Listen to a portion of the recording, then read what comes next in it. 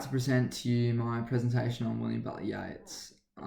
The basic theme of this poem is the death of the old world and how it is meant to be followed by the rebirth of a new one.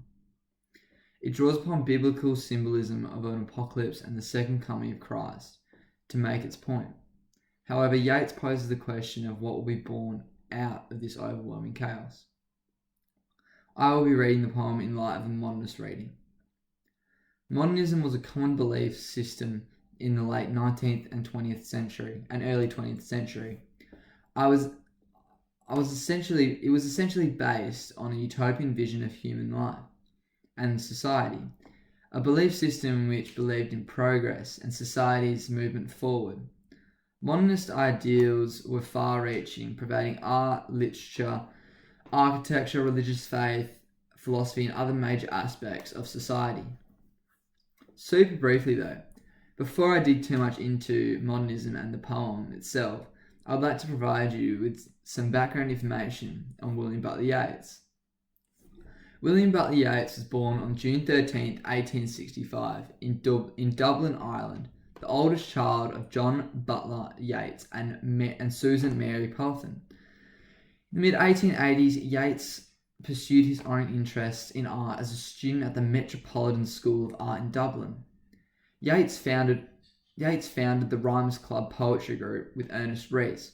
He also joined the Order of the Golden Dawn, an organisation that explored topics related to the occult and mysticism.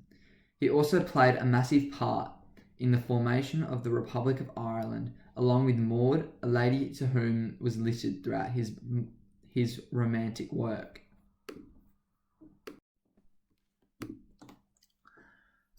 Just 5 characteristics of modernism. There was individualism. This was, in modernist literature, the individual was more interesting than society. Specifically, modernist writers were fascinated with how the individual adapted to the changing world. In some cases, the individual triumphed over obstacles, or sometimes they didn't. There was also experimentation. Modernist writers broke free of old forms and techniques. Poets abandoned traditional rhyme schemes and wrote in free verse. Novelists defied all expectations. Writers mixed images from the past with modern languages and themes, creating a collage of new ideas. The inner workings of consciousness were also a common subject for modernists. Third characteristic was absurdity. The carnage of 2 world wars profoundly affected writers of the period. Several great English poets died or were wounded in World War II. The mysteriousness of life was being lost in the rush of everyday life.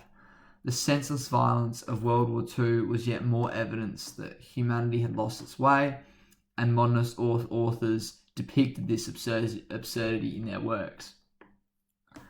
They also used a lot of symbolism. The modernist writers infused objects, people, places, and events with significant meanings. They imagined a reality with multiple layers, many of them hidden or in a sort of code. The idea of a poem as a riddle to be cracked had its beginnings in the modernist period. They left much more to the reader's imagination than earlier writers, leading to open-ended narratives with multiple interpretations. Formalism. Writers of the modernist period saw literature more as a craft than a flowing of creativity. They believed that poems and novels were constructed for smaller parts instead of the organic internal processes that earlier generations had described. The idea of literature as craft fed the modernist desire for creativity and originality. Okay, so into the close reading. The Second Coming was a famous poem written by William Butler Yeats in 1919 and published in the late November of 1920. Yeats was an Anglo-Irish Protestant who wrote the poem during the tumultuous context of post-World War I Ireland. As a modernist, Yeats believed that art is the only form of truth, and expressed his beliefs throughout his work. When adopting a modernist reading strategy on Yeats's poem The Second Coming, it is clear that Yeats expresses empathy for the destruction of this contextual society. The poem reveals ideas such as Yeats's contextual society spiraling out of control, destruction leading to the loss of faith, and the philosophy that society fears what the future beholds.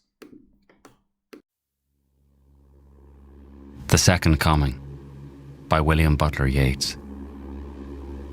Turning and turning in the widening gyre, the falcon cannot hear the falconer.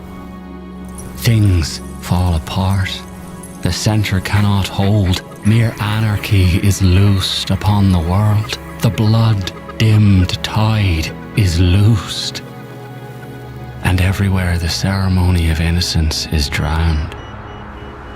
The best lack all conviction, while the worst are full of passionate intensity.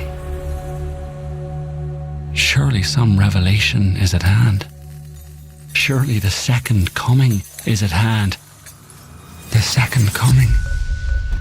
Hardly are those words out when a vast image out of Spiritus Mundi troubles my sight. Somewhere in sands of the desert a shape, with lion body and the head of a man, a gaze blank and pitiless as the sun, is moving its slow thighs, while all about it reel shadows of the indignant desert birds.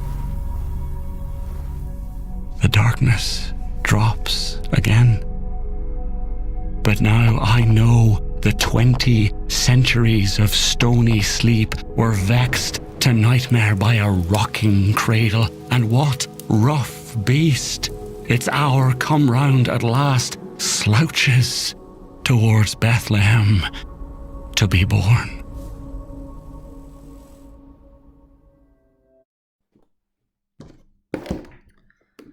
Okay, Yeats details a world spiraling out of control throughout the poem. The first 4 lines of the first stanza establish an element of uncertainty for the future, creating a sense that society is spiraling out of control. During the context of the poem, Ireland was experiencing the repercussions of the Great War and the tension in leading up to the Irish Civil War. As expressed in the opening line of the poem, turning and turning in the widening gyre, the line places emphasis on the changing society spiraling out of control through Yeats's use of repetition.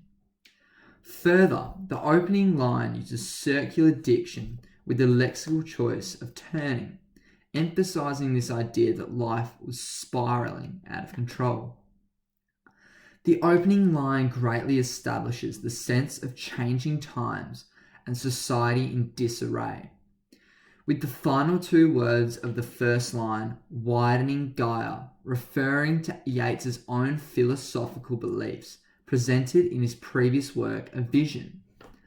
A Vision details that the gyre, a cone-like shape, represented life, coincides with the chaos of society. As the gyre widens, society becomes increasingly more chaotic. The intertextual reference of the gyre further emphasizes this idea of society spiraling out of control. The second line of the poem, the falcon cannot hear the falconer, creates vivid visual imagery by using the technique of circular movement from the falcon rising as it loses contact with the falconer. This distinct image has been constructed to further convey the idea that, much like the bird that is spiraling up into the sky, society is becoming increasingly more detached from traditions and norms, resulting in an increase in chaos. The structure of the poem being 2 non-proportional free-verse stanzas, each with little to no rhyme or structure, reflects the hysteria society is under. Modernist literature often went against common ideas, and this is seen through Yeats's use of structure, which contradicts conventional poetic literature. During the context of the poem, society was suffering from various hardships which had led to destruction and suffering. The idea of destruction and how it has led to a loss of faith spiritually, physically, and politically is conveyed through Yeats's work. The line "the blood-dimmed tide" creates vivid visual imagery of grotesque, blood-stained water, emphasizing the sheer volume of destruction of the Great War. This line also has biblical undertones, as water conventionally represents baptism, cleansing, and rebirth. Consequently, the grotesque imagery that Yeats has created with the line of blood-dimmed tides implies the loss of spirituality, which society was facing during Ireland's hardships. The enjambment used in the lines "everywhere the ceremonies of innocence is drowned" places emphasis on the detachment between ceremonies occurring within the contextual society, conveying the loss of faith. The final two lines of the first stanza, "the best lack all conviction, while the worst are full of passionate intensity," utilizes again enjambment to convey the disjointed political state of Ireland in this period, more specifically the destruction which the civil war would soon dawn on the nation. Ireland's political climate was heated during the context of production due to the angst between the Irish Catholics and the English Protestants. This continuous battle between the two nations of Ireland and England led to many Irish people losing faith in their country's politicians. The loss of faith is a common theme throughout modernist literature, and Yeats has shown this through his use of sheer destruction, physically, spiritually, and politically in the context of his production.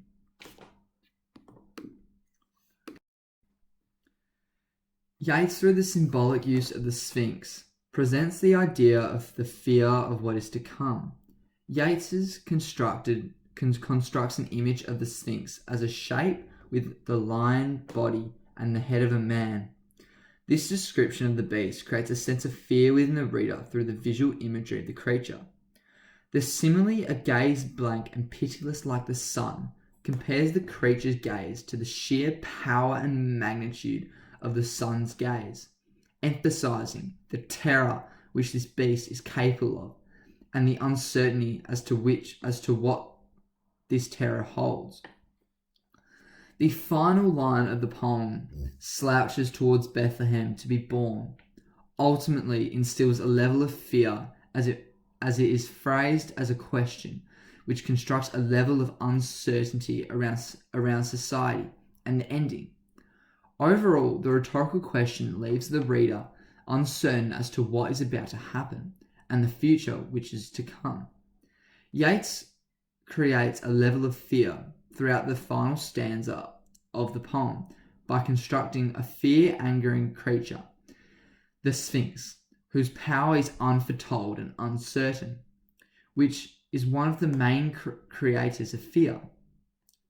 In order to greater emphasize the level of fear society has around uncertainty, as a true modernist, Yeats leaves the reader with more questions than answers, playing into his own creation of uncertainty. When applying a modernist reading on Yeats's poem The Second Coming, Yeats reveals the ideas that his society was spiraling out of control.